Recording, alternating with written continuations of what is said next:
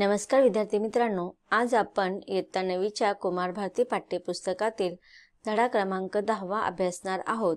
या धड्याचं शीर्षक आहे यंत्रांनी केलं बंड आणि या पाठाचा हा सेशन क्रमांक पहिला आहे। यंत्रांनी केलं बंड हा एक विज्ञानावर आधारित पाठ आहे। हा पाठ अभ्यासण्यापूर्वी आपण या पाठाच्या लेखकांचा संक्षिप्त परिचय जाणून घेऊया। यंत्रांनी केलं बंड या पाठाचे लेखक आहे भालबा केळकर। भालबा वामन केळकर असे यांचं पूर्ण नाव आहे। यांचा जन्म 1920 मध्ये झाला आणि मृत्यू यांचा 1987 मध्ये झालेला आहे। लेखक भालबा केळकर हे विज्ञान लेखक, अनुवादक, नाट्य वाङ्मयाचे अभ्यासक, नाट्य दिग्दर्शक व अभिनेते होते। विज्ञानविषयक दृष्टिकोन विकसित व्हावा म्हणून केलेल्या लिखाणांची 35हून अधिक पुस्तके प्रसिद्ध आहेत। त्याचबरोबर शेरलॉक होम्सच्या चातुर्य कथा, बिचारा डायरेक्टर, शेक्सपियरच्या नाट्यछटा इत्यादी लेखन भालबा केळकर यांचे प्रसिद्ध आहेत। आता आपण या पाठाचा संक्षिप्त आशय पाहूया। यंत्र मानवाने मानवी जीवनावर अतिक्रमण केले तर निर्माण होणाऱ्या गमती व धोके यांचे वर्णन रंजक पद्धतीने पाठात लेखकाने केलेले आहे। म्हणजेच हा थोडा विनोदात्मक पाठ आहे की आज मानव यंत्रांच्या इतका अधीनस्थ झालेला आहे की त्याचं पूर्ण जीवन हे यंत्रमय झालेलं आहे आणि त्यामुळे ह्या यंत्राच्या युगामध्ये मानव आणि यंत्र याच्यामध्ये आपल्याला फरक जाणवत नाही आणि त्यामुळे एक विशिष्ट प्रकारची गंमत या पाठातून आपल्याला पाहायला मिळणार आहे। प्रस्तुत विज्ञान कथा मराठीतील निवडक विज्ञान कथा, संपादन निरंजन घाटे या पुस्तकातून घेतलेली आहे। चला तर आता आपण प्रत्यक्ष पाठाला सुरुवात करूया। दीपक फार चौकस मुलगा खरं। चौकस म्हणजे चारी बाजूने विचार करणारा, जिज्ञासू, की एखादी गोष्ट जर त्याने त्याच्या मनात घर करून गेली तर त्याबद्दल तो सगळं काही इत्थंभूत माहिती काढायची, जाणून घ्यायची। तर अशा या स्वभावाला आपण चौकस वृत्ती असे म्हणतो। त्याला खेळायला म्हणून आणलेलं कुठलंही नवं खेळणं तो पहिल्यांदा थोडा वेळ कुतूहलाने रंगून खेळायचा, पण दिवसाच्या शेवटी ते खेळणं मोडून ते कसं चालतं याचा शोध घेण्यात तो मग्न व्हायचा।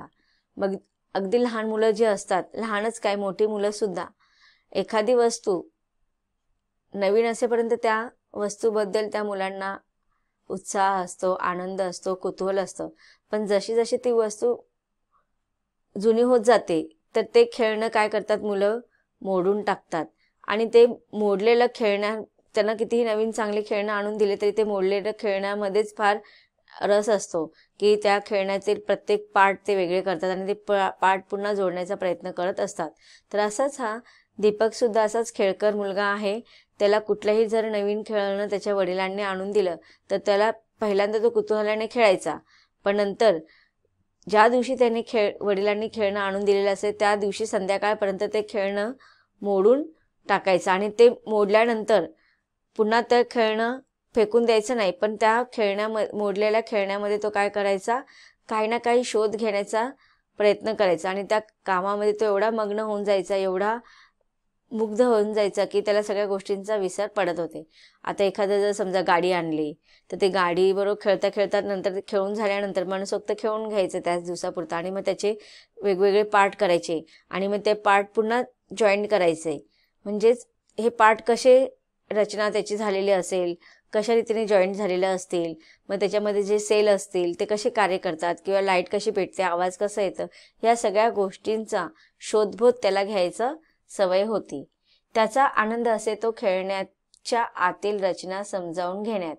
यांत्रिक हालत्या चालत्या खेळण्यांच्या बाबतीत तर त्याचा उत्साह विचारू नका। बघा, अशा प्रकारची मुलांची जी वृत्ती असते ना, ती मुलांची वृत्ती अत्यंत आपण त्याला पॉझिटिव्ह म्हटलं पाहिजे की आशावादी त्याच्यात राहिलं पाहिजे की मुलांनी खेळणं तोडणं आणि पुन्हा त्याचा अभ्यास करणे, त्याच्या रचनेविषयी विचार करणे हे त्यांच्या वैचारिक विकासाचं वर्णन असतं किंवा विकास त्यांचा पुढे त्या गोष्टीतून घडत असतो। आपण म्हणतो ना की संशोधकांचा किंवा वैज्ञानिकांचा शोध कसा लागतो की ते लहानपणापासूनच हे सुप्त गुण त्यांच्यामध्ये असतात, की ही जिज्ञासा त्यांच्या मनामध्ये लहानपणापासूनच असते. निरीक्षण करण्याची क्षमता, किंवा हे पार्ट इथे जॉईन केल्यावरती त्याचा काय परिणाम होणार आहे. मग हे लाईट बघा, आता तुम्ही बरेचसे मुलं असतात की लहान मुलं असतात ना, ते काय करतात, असे खेळण्यातले जे लाईट वगैरे असतात ना, ते खेळणं बाजूला करतात आणि त्याचे ते वायरी वगैरे ते जॉईन करून सेल काढून पुन्हा दुसरा सेल लावून ह्या सगळ्या त्यांचे ते हे प्रयोग चालू असतात. आणि म्हणजेच हे मुलं काय करत असतात, त्यांच्या कल्पनाशक्तीला, त्यांच्या वैचारिक बुद्धीला चालना देत असतात. आणि अशाच छोट्या मोठ्या गोष्टीतून मुलांचा विकास होत असतो. यांत्रिक हालत्या चालत्या खेळण्यांच्या बाबतीत तर त्याचा उत्साह विचारू नका. दीपकला त्याचे वडील नेहमी म्हणायचे देखील, दीपक, यंत्रांच्या वाटेला जाऊ नकोस. खेळण्याची मोडतोड करून त्यांना सतवू नकोस. एखाद्या दिवशी यंत्र रागवली म्हणजे कळेल, मग पळता भुई थोडी होईल. तू मोडलेल्या खेळण्यातली यंत्र पहा कशी तुझ्याकडे चिडून पाहतायत. आता बघा, दीपकचा स्वभावच असा होता की कोणतेही खेळणं त्याच्या वडिलांनी आणून दिलं की तो संध्याकाळपर्यंत ते मोडून टाकायचा. त्यामुळे त्याचे वडील त्याला सांगायचे की अरे बाळा, तू यंत्रांच्या वाटेला जात नको जाऊस आणि खेळण्यांची अशी नासधूस किंवा मोडतोड नको करत जाऊ. ते जरी निर्जीव असतील तरी त्यांना पण त्रास होत असणार आहे. तर त्यांना असं खेळण्यांना असं मोडतोड करून त्यांना त्रास नको देऊ, त्यांना सतवू नको. आणि ही तुझी जी सवय आहे त्यामुळे एखाद्या दिवशी तू संकटात सापडशील. बघा, एखाद्या दिवशी ह्या यंत्रांना जर राग आला आणि ते जर तुझ्यावरती रागवले ना, तर तुला पुढे काय कसं करायचं, याच्यातून बाहेर कसं पडायचं हे तुला काही सुचणार नाही. आणि बघ, तू ही जेवढे पण मोडलेले खेळणी किंवा यंत्र पाहत आहे ना, ते असं वाटतं की ते सगळे तुझ्याकडे चिडलेले आहेत तुझ्यावरती आणि तुझ्याकडे ते सगळे रागवून पाहत आहेत. आणि मग जेव्हा वडिलांचा असा संवाद दीपक ऐकायचा, तर दीपकला या बोलण्याचं हसू यायचं. त्याला वडिलांचं यंत्राचं वेड आणि यंत्राबद्दलचं प्रेम माहीत होतं. आता ज्या प्रकारे इथे दीपकला या खेळण्यातल्या वस्तूंबद्दल आकर्षण असायचे, त्यांच्या रचनेबद्दल त्याला निरीक्षण करायचं असतं, विविध प्रश्न त्याच्या मनामध्ये येत होते, तर त्याचप्रमाणे दीपकच्या वडिलांना सुद्धा यंत्रांचं वेड होतं. आणि यंत्रांबद्दल त्याच्या वडिलांना, दीपकला माहित होतं की त्याच्या वडिलांना यंत्रांबद्दल फार प्रेम आहे. म्हणून त्याचे वडील हास्यास्पद भावनेने त्याला म्हणत की बघ, हे यंत्र तू त्यांना मोडून बाजूला टाकून ठेवलेलं आहे, तर त्या यंत्र तुझ्याकडे आता चिडून पाहत आहेत की तू मला का तोडलंस, माझे हात का तोडले, माझे पाय का तोडले, ते रागवलेले तुझ्यावरती. आणि ह्या सगळ्या गोष्टींचं मग दीपकला हसू यायचं. आपल्या कचेरीतल्या कारकुनांचा फड हळूहळू कमी करत, अधिकाऱ्यांना रजा देत दीपकच्या वडिलांनी त्यांची कामं करायला यंत्र आणली. हे दीपकला माहीत होतं आणि ती यंत्र दीपकच्या वडिलांनी मुद्दाम त्यांनी नेमलेल्या संशोधकाकडून करून घेतलेली होती. हेही त्यांनी मुद्दाम दीपकला सांगितलं होतं. आता बघा, इथे लेखकांनी दीपकच्या वडिलांचं वर्णन केलेलं आहे की दीपकच्या वडिलांनी काय केलं होतं की ते ज्या कचेरीमध्ये काम करत होते किंवा त्यांचं स्वतःचं असं व्यवसाय असणारे, आणि ह्या व्यवसायामध्ये त्यांच्या हाताखालील बरीच माणसं काम करत होती. कारकून असेल, अधिकारी असतील किंवा अनेक कोणी एम्प्लॉई त्यांच्या ह्या व्यवसायामध्ये काम करत होते. परंतु आता त्याच्या वडिलांचा व्यवसाय वाढत चाललेला होता आणि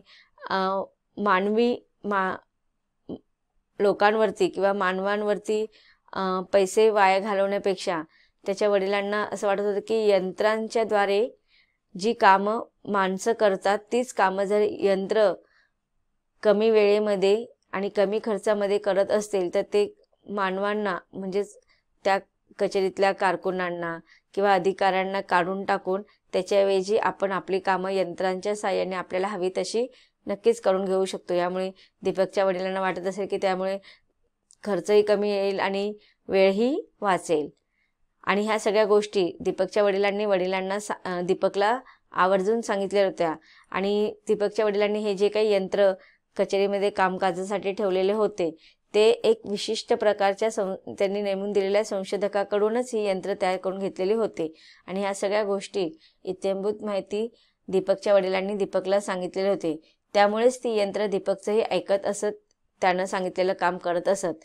त्यामुळेच दीपकला त्यांच्याबद्दल जवळकीही फार वाटत असे. आता जसं दीपकच्या वडिलांनी त्यांच्या कचेरीमध्ये माणसांच्या ऐवजी काम करण्यासाठी यंत्र ठेवलेले होते, जसे ऑफिसमध्ये ठेवलेले होते तशीच त्यांनी घरीसुद्धा असे यंत्र ठेवलेलं होतं, जेणेकरून ते घरातील कामंसुद्धा करतील. घरातील इतर कामं किंवा दीपकची इतर कामं होण्यासाठी मदत होईल त्या यंत्राची. यामुळे दीपकच्या वडिलांनी घरामध्ये सुद्धा यंत्र आणून ठेवलेलं होतं. आणि ह्या सगळ्या गोष्टी दीपकच्या वडिलांनी दीपकला सांगितल्यामुळे दीपकला असं वाटत होतं की वडिलांनी जे काही हे यंत्र बनवलेत ते त्यांच्या, आता बघा रॉबोट खेळायला आवडतं की नाही रॉबोट सगळ्यांना, मग इथे सुद्धा हे यंत्र म्हणजे रॉबोटच आहेत. आणि त्या रॉबोटची सेल असतात, त्याचे रिमोट असतात किंवा त्याची चावी असते, आणि हे रिमोट वगैरे सगळं त्या दीपकच्या वडिलांकडे असणार आहेत. आणि त्यामुळेच जेव्हा दीपक एखादं कार्य सांगत असेल तेव्हा दीपकच्या वडिलांनी ते टायमर लावणे किंवा बॅटरीवरती त्यांच्याकडनं ती कामं करून घेणे, असे विशिष्ट प्रकारचे रोबोटमध्ये अनेक प्रकारचे अशा हे लावलेलं असतं. जसं आपण मोबाईलमध्ये टाईम सेट करतो, बऱ्याचशा गोष्टी सेट करून ठेवतो मोबाईलमध्ये, तसंच त्या रोबोटमध्ये किंवा यंत्रमानवामध्ये बऱ्याचशा गोष्टी सेट करून ठेवलेल्या असतील. म्हणून ते दीपकचे काम ऐकत होते असे दीपकला वाटत होते. पण त्यामुळे दीपकला त्यांच्याबद्दल जवळकी फार वाटू लागलेली होती. एक दिवस दीपक आपल्या यांत्रिक खेळण्याची मोडतोड करून त्या खेळण्यातली यंत्ररचना अभ्यासत होता. यंत्रात काय फरक केला म्हणजे ही खेळणी सजीव वागतील याबद्दल तो विचार करत होता. आता बघा, अनेक खेळणी दीपककडे असायची. त्याचे वडील त्याला बहुतेक बरीचशी खेळणी आणून द्यायचे. मग प्रत्येक यंत्रामधील रचना वेगळी असते का, मग त्यांच्यामध्ये काय फरक आहे, ह्या सगळ्या गोष्टींचा उलगडा तो करण्याचा प्रयत्न करत होता. असंच एक दिवस दीपककडे एक यांत्रिक खेळणं होतं, त्याची मोडतोड करून त्यांनी त्या खेळण्यामधील यंत्ररचनेचा अभ्यास करत होता. आणि ह्या यंत्रामध्ये आपण असं काय बदल केला म्हणजे ते खेळणं खरोखरचं सजीव वाटेल आणि सजीवांसारखा तो वागेल, याबद्दल दीपक कुतूहलाने विचार करत होता. वडिलांनी त्याला मुद्दाम दिलेले एक यंत्रमानव त्याच्याजवळ बसून त्याचा हा उपद्व्याप पाहत होता. आता बघतो की ना आपण मुलांना कितीही समजवायचा प्रयत्न केला पण ते त्यांची जी सवय असते ती कधी लवकर सोडत नाहीत. वडिलांनी बऱ्याच वेळा त्याला सांगितलेलं होतं की ह्या यंत्रांबरोबर मोडतोड करू नको, त्यांना ते आवडणार नाही. मग एकदा असंच त्याने एक दिवस त्याने खेळण्यातलं यंत्र तोडलं आणि त्याबद्दल तो त्या यंत्ररचनेबद्दल निरीक्षण करत होता. यंत्रामध्ये ह्या सगळ्या याच्यामध्ये दीपकच्या वडिलांनी एक यंत्रमानव दीपककडे दिलेलं होतं. म्हणजे घरामध्ये एक यंत्रमानव म्हणजेच रोबोट ठेवलेला होता आणि तो घरातील जो रोबोट होता तो दीपकने जे काही खेळणं तोडलं होतं, मोडतोड केलेली होती, ते सगळं तो पाहत होता. दीपकचे हे उपद्व्याप, ह्या उठाठेवी, ह्या खोडकळपणा त्याने पाहिलेला होता. आणि तेवढ्यात दीपकला आपल्या गृहपाठाची आठवण झाली की त्याचा होमवर्क राहिलेला आहे, अभ्यास अपूर्ण राहिलेला आहे, याची आठवण आली. त्यानं आपल्या यंत्रमानव मित्राला म्हटलं, म्हणजे रोबोटला म्हटलं, मित्र जरा माझा गृहपाठ करून देतोस का? यंत्राची मोडतोड करता करताच दीपक बोलत होता. त्याचं त्याच्या यंत्रमित्राकडे लक्ष नव्हतं. नाही, मुळीच नाही, तुझा गुलाम नाही मी, असे उद्धट उद्गार दीपकच्या कानी पडले आणि त्यानं चमकून वर पाहिलं. आता बघा, आतापर्यंत दीपकच्या घरी त्याच्या वडिलांनी जे काही यंत्र ठेवलेलं होतं, जे काही रोबोट ठेवलेलं होतं, तो यंत्र किंवा तो रोबोट दीपकने सांगितलेली सगळी कामं करत होता. त्याचं होमवर्कपासून त्याची इतर जी काही कामं होती ते यंत्रमानव सगळं करून देत होता.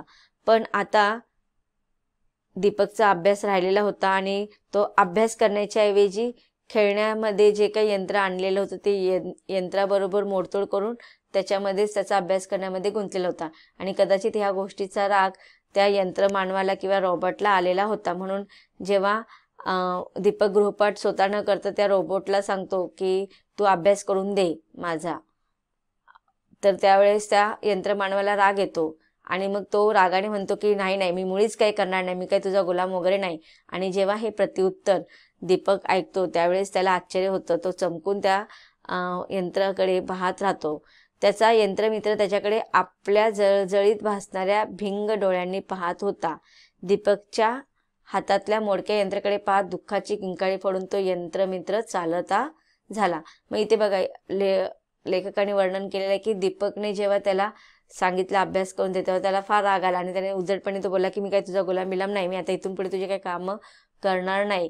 मग आणि त्यावेळेस दीपकने यंत्राकडे पाहिलं तर ते यंत्र त्याला असं जाणवत होतं की त्याच्याकडे रागावून पाहत आहे, जळजळीत भासणाऱ्या भिंग डोळ्यांनी पाहत आहे. म्हणजे त्या यंत्राच्या डोळ्यातून त्याला क्रोधेचे अग्नी बाहेर पडताना दिसत होती असं त्याला भास झाला. दीपकच्या हातातल्या मोडक्या यंत्रेकडे पाहत जणू काही त्या रोबोटने किंवा यंत्रमानवाने दुःखाची किंकाळी फोडून तो रागाने तिकडनं यंत्रमित्र त्याचा दीपकचा निघून गेला. तर विद्यार्थी मित्रांनो, पाठाच्या ह्या भागामध्ये आपण काय शिकलो की विज्ञानाच्या युगामुळे मनुष्य यंत्रांवरती पूर्ण अवलंबून राहायला लागला आणि या यंत्रांकरवी सगळी कामं करून घेण्याचा तो प्रयत्न करू लागलेला आहे. आता पाठाच्या पुढील भागामध्ये लेखक आपल्या ह्या यंत्राबद्दल आणि दीपकबद्दल अजून काही माहिती देणार आहेत. त्याचा अभ्यास आपल्याला नक्कीच करायचा आहे, परंतु पाठाच्या पुढील भागामध्ये तो अभ्यास आपण करणार आहोत. धन्यवाद.